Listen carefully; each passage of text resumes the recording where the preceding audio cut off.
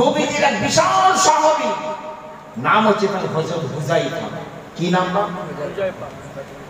প্রতি ওয়াক্তের নামাজ নবীজির পেছনে আদায় করতে যেত। নিজের বাড়ি থেকে নবীর বাড়িটা অনেক দূর, মসজিদে নববীটা অনেক দূর, কিন্তু প্রত্যেক ওয়াক্তের নামাজ নবীর পিছনে আদায় করার জন্য হেঁটে হেঁটে সফর করে করে যেত। প্রতিদিন 5 ওয়াক্ত নামাজ নবীর পিছনে গিয়ে আদায় করত। একদিন আসরের নামাজ পড়ে নবীর সাহাবী হুযায়ফা বাড়ি এসেছে। খুব ভালো প্রশ্ন, এটা বুখারীর হাদিস বলে, একদম সহি করে শুনুন। হযরত হুযায়ফা আসরের নামাজ পড়ে বাড়ি এসেছে, নিজের মায়ের কাছে গেছে, বুড়ি মায়ের কাছে। মা বুড়ি হয়ে গেছে, মাকে কি বলছে, আম্মা জান আজকে মাগরিবের নামাজটা নবীজির পিছনে পড়তে যাচ্ছি। মা বড় আশ্চর্য হয়ে গেছে, কি ব্যাপার, আমার ছেলে তো প্রতিদিন নবীর পিছনে নামাজ পড়তেছে, এটা নতুন কথা নয়, তো কোনোদিন তো আমাকে বলে কয়ে যায় না, আবার আজকে আমাকে বলে কয়ে যাচ্ছে স্পেশাল করে, কি ব্যাপার? হযরতে হুযায়ফাকে বলে, বেটা হুযায়ফা, আমার নবীজির পিছনে নামাজ পড়া তোমার প্রত্যেক দিনকার কাজ। বেটা তুমি তো কোনোদিন আমাকে বলে যাও না, আমার পারমিশন নিয়ে কোনোদিন তুমি নবীর দরবারে যাও না, কিন্তু আজকে তুমি স্পেশাল করে আমাকে বলে কয়ে যাচ্ছ, ব্যাপারটা কি? আমার নবীর পিছনে নামাজ পড়া তোমার তো দৈনন্দিন কাজ, প্রত্যেক দিনকার কাজ, কিন্তু আজকে মাগরিবের নামাজটা যে পড়তে যাচ্ছ আমাকে বলে যাচ্ছ, ব্যাপারটা কি? নবীর সাহাবী হযরতে হুযায়ফা নিজের আম্মা জানকে বলছে, আম্মা জান গো, আজকে মাগরিবের নামাজটা বিশেষ উদ্দেশ্য নিয়ে পড়তে যাচ্ছি। মা বলে, বেটারে কি সেই উদ্দেশ্য বলো? নবীর সাহাবী হযরতে হুযায়ফা তার বুড়ি মাকে বলছে, আম্মা জান গো, আজকে মাগরিবের নামাজের পরে পরে আল্লাহর নবীর কাছে আমি অনুরোধ করে বলবো, আল্লাহর নবীর কাছে আমি রিকোয়েস্ট করে বলবো যে ইয়া রাসূলুল্লাহ, ইয়া হাবিবাল্লাহ, আমার জীবনের গুনাহগুলো আর আমার মায়ের জীবনের গুনাহগুলো আল্লাহর কাছে বলে কয়ে সব মাফ করিয়ে দিন। মা, তোমার জীবনের গুনাহগুলো যাতে মাফ হয়, আমার জীবনের গুনাহগুলো যাতে মাফ হয়, এটা নবীকে বলবো, এই জন্য তো তোমাকে বলে বলে। মা খুশি হবে না? হবে। হযরতে হুযায়ফার মা সাহাবীকে বলে, বেটারে হুযায়ফা শোনো, যাও যাও বেটা, তোমার উত্তম পরিকল্পনা বেটা, তুমি রাসূলুল্লাহর কাছে চলে যাও, আমার জীবনের গুনাহগুলো নবীকে বলে কয়ে মাফ করিয়ে নিয়ে আসো। নবীর সাহাবী হযরতে হুযায়ফা আমার রাসূলুল্লাহ মসজিদে চলে গিয়েছেন, ওই মসজিদে নববীতে চলে গিয়েছেন। বাবা, মাগরিবের আযান হয়ে গেল, আল্লাহর নবী আল্লাহর হাবিব মুহাম্মদুর রাসূলুল্লাহ সাল্লাল্লাহু আলাইহি ওয়াসাল্লাম মাগরিবে 3 রাকাত নামাজ পড়িয়ে দিলেন। মাগরিবে 3 রাকাত নামাজের পর 2 রাকাত সুন্নাত আছে, 2 রাকাত নফল আছে। হযরতে হুযায়ফা সুন্নাত আর নফল পড়ে আশায় আশায় বসে আছে যে আল্লাহর নবী আল্লাহর হাবিবের সুন্নাত নফল পড়া হয়ে গেলে আমি রাসূলুল্লাহকে গিয়ে বলবো যে ওগো আল্লাহর নবী, আমার জীবনের গুনাহগুলো, আমার মায়ের জীবনের গুনাহগুলো আল্লাহর কাছে বলে কয়ে সব মাফ করিয়ে দিন। আশায় আশায় বসে আছে হুযায়ফা, কিন্তু এদিকে আপনার আমার দয়াল নবী, মায়ার নবী, তিনি সুন্নাত নফল পড়ার পর 6 রাকাত আওয়াবিন নামাজের নিয়ত করে ফেললেন। সুবহানাল্লাহ।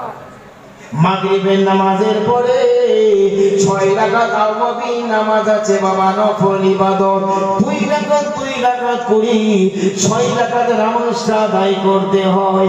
এই মেদিনীপুরের মুসলমান একটু ভালো করে শুনে নিন বাবারা আমার, আল্লাহ নবী আল্লাহর হাবিব হাদিস পাকে ঘোষণা করেছেন যে মাগরিবের নামাজ পড়ার পরে কারো সঙ্গে কোনো কথা না বলে, দুনিয়ার কোনো কথা না বলি, কোন মানুষ যদি 2 রাকাত করে যদি 6 রাকাত আওয়াবিন নামাজ পড়তে পারে, 12 বছর ধরে ইবাদত করলে যত নেকি হতো অতগুলো নেকি আমার আল্লাহ সেই বান্দা বান্দির আমল নামার মধ্যে লিখে দেয়। একবার জোরে বলুন আওয়াবিন নামাজের এত ফজিলত। আমার নবী সেই আওয়াবিন নামাজ পড়তে লেগেছে।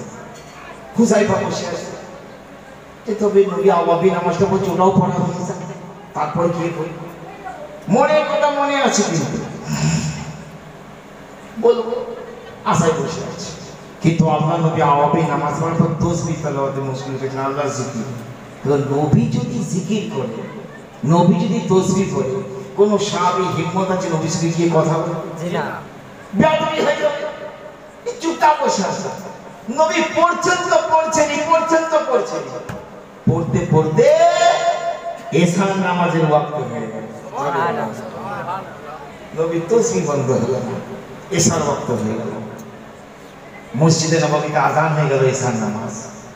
হযরত হুযায়ফা মাকে বলে এসেছিল যে মাগরিবের নামাজের পর নবীজিকে বলবো এই কথাগুলো, কিন্তু বলা তো হয়নি। এশার আযান হয়ে গেল, মনে মনে চিন্তা করছেন তাহলে এশার নামাজটা হয়ে যাক তারপর বলবো। মাগরিবে সে বলা হয়নি, এশার নামাজের পর বলবো। কিন্তু আল্লাহর নবী দয়ার নবী এশার নামাজের ফরজটা পড়িয়ে দিয়ে সুন্নত নফল মসজিদে পড়তেন না, বাড়িতে চলে যেতেন, বাড়িতে সুন্নত নফল পড়তেন। আর বেতের নামাজটা নবীজি কখনো এশার টাইমে পড়েননি। হাদিস শরীফে আছে তাহাজ্জুদ নামাজের টাইমে নবীজি বেতের নামাজ আদায় করতেন। সুবহানাল্লাহ। আল্লাহর নবী এশার নামাজ পড়াচ্ছেন, 4 রাকাত ফরজ। হুযায়ফা আশায় আছে নবী নামাজ পড়ে গেলে বলবো। তো নবীজি 4 রাকাত নামাজ পড়িয়ে দিয়ে সুন্নত নফল ঘরে পড়ে গেলেন, মসজিদে বেরিয়ে গেছেন। মসজিদে বেরিয়ে হন হন করে নবী যাচ্ছেন। নবীর হাঁটনি কেমন ছিল জানেন? কোনোদিন হয়তো শোনেননি। নবীজি আস্তে আস্তে হাঁটতেন, কিন্তু নবীকে কেউ ওভারটেক করতে পারতেন না। সুবহানাল্লাহ। এটা নবীর একটা মুজিজা, নবীজির অলৌকিক ক্ষমতা। হাদিস বাকি আছে নবী ধীরে ধীরে হাঁটতেন, কিন্তু কেউ নবীকে ওভারটেক করার ইচ্ছা করতে পারতেন না, তাকে দৌড়াতে হতো। নবী আস্তে হাঁটতেন, কিন্তু নবীর কাছে যাওয়ার জন্য দৌড়াতে হতো।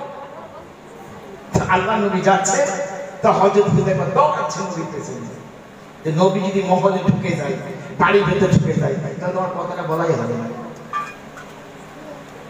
আল্লাহর নবী আল্লাহর হাবিব তিনি ঘরের ভিতরে যাওয়ার আগে তিনি যখন রাস্তা দিয়ে হেঁটে হেঁটে যাচ্ছেন, হযরত হুযায়ফা নবীর পিছনে পিছনে দৌড়াতে লেগেছে। হঠাৎ আল্লাহর নবী আল্লাহর হাবিব তিনি থমকে দাঁড়িয়ে পড়লেন। থমকে দাঁড়িয়ে পড়ার পর হযরত হুযায়ফাকে বলছেন, ও বাবা হুযায়ফা, তোমাকে এত হন্তদন্ত হয়ে আমার পিছু পিছু আসতে হবে না।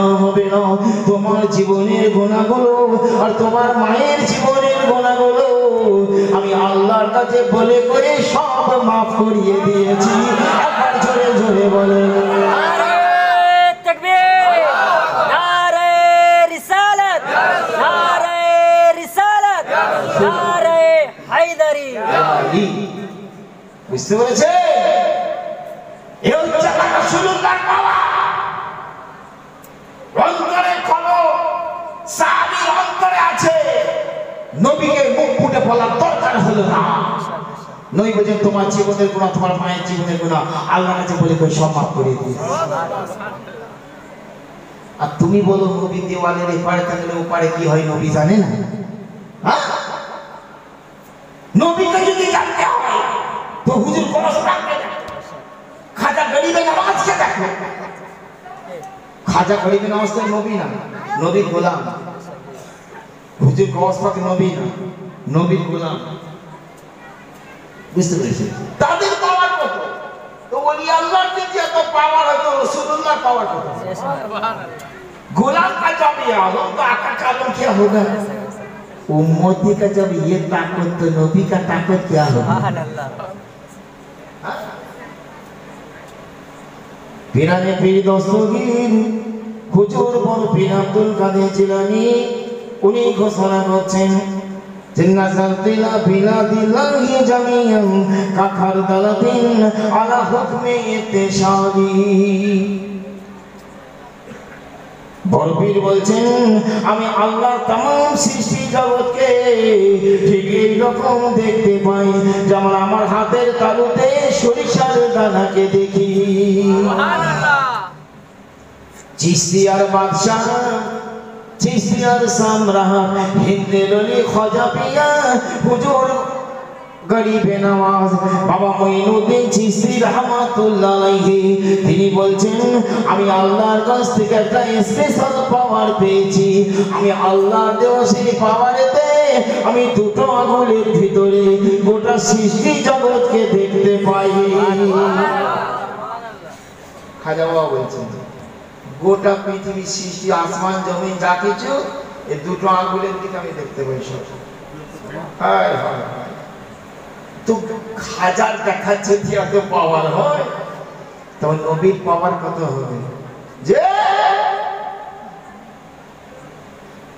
পাগল কোথাকার নবীকে পশু আছে পাথর চিনেছে। মওলা আলী বলছেন আমরা একদিন রাসূলের সঙ্গে যাচ্ছি, মওলা আলী বলে দুদিকে পাহাড় আছে, আমি নবীর সঙ্গে হাঁটছি, আমি আলী যাচ্ছি নবীর পিছনে পিছনে আর আমার কানে আওয়াজ আসছে আসসালাতু ওয়াসসালামু আলাইকা ইয়া রাসূলুল্লাহ। নবীর প্রতি সালামের একটা আওয়াজ আসছে। আমি আলী হতচকিত একবার সামনে পিছনে লাইনে মায়ে সব তাকাচ্ছি, কাউকে দেখতে পাচ্ছি না। কিসের আওয়াজ রে বাবা? মওলা আলী বলছেন আমি রাসূলকে জিজ্ঞাসা করলাম যে ইয়া রাসূলুল্লাহ ইয়া হাবিবাল্লাহ কে আপনাকে সালাম দেয়? নবী বলছেন আলী এই যে পাহাড়গুলো থেকে দেখছো এই পাহাড়ের ভিতর থেকে আমার কাছে সালামের আওয়াজ আসছে, এই পাহাড়গুলো আমাকে সালাম দিচ্ছে। সুবহানাল্লাহ। পাহাড় তো পাথরের তৈরি, পাথর তো জলপ্রকান্ত, কুরবান চাও সেই কাপি মুস্তাকার উপরে যিনি বেজমান পাথরের মধ্যে জোড়ার সৃষ্টি করে দিতে পারে। সুবহানাল্লাহ সুবহানাল্লাহ। ইহ হচ্ছে আমার রাসূলুল্লাহর পাওয়ার।